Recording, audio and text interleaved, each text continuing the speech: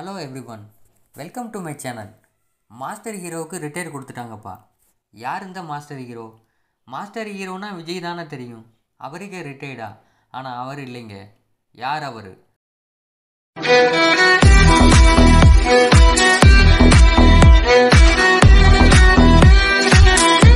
எலின்னு சொன்னாலே எல்லாருக்கும் பரம எதிரி தான். அதுவும் சுந்தரா டாப்ஸ் படத்தில் வடிவேலுவோட பரம எதிரியான எலி அவரோட சேர்ந்து அடிக்கிற லூட்டியும் பயங்கரமாக இருக்கும். ஆனால் அப்படிப்பட்ட பரம எதிரியான எலி தாங்க இந்த வீடியோவில் மாஸ்டர் ஹீரோ.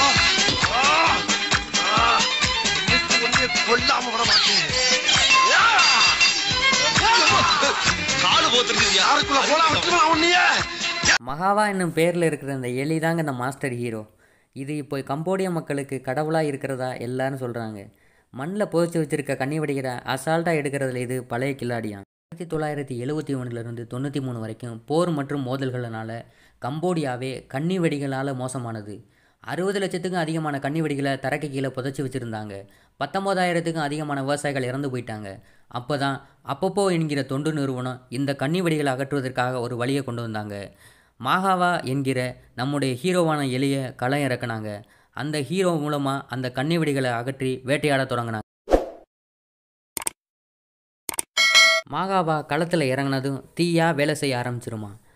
தரையில் இருக்கக்கூடிய கன்னி வெடிகளை கூர்ந்து கவனித்து இண்டிகேட்டர் வழியாக பயிற்சியாளர்கள் தெரியப்படுத்திடும். அதற்கு பிறகு அவங்க அதை தோண்டி எடுத்து அதை செயலிழக்க வச்சு வெடிக்காத வெடிகுண்டுகளை வெடிக்க வச்சுருவாங்க. மகாவா இதுவரைக்கும் 39 கன்னி வெடிகளையும் 28 வெடிக்காத வெடிகுண்டுகளையும் கண்டுபிடிச்சிருக்கான். மேலும் 1,40,000 ஸ்கொயர் மீட்டர் கொண்ட பரப்பளவு உள்ள ஃபுட்பால் கிரவுண்டை வெறும் 30 நிமிஷத்தில் கடந்து கன்னி வெடிகளை கண்டுபிடிச்சிருக்கான். இதனால் PDSA என்கிற தனியார் நிறுவனம் மகாவாவின் வீரதீர செயலை பாராட்டி கோல்டு அவார்டு கொடுத்துருக்காங்க. கம்போடிய மக்கள் எல்லாருமே மிகவும் சந்தோஷமாக இருப்பதாக இப்போ எல்லாருமே சொல்லியிருக்காங்க.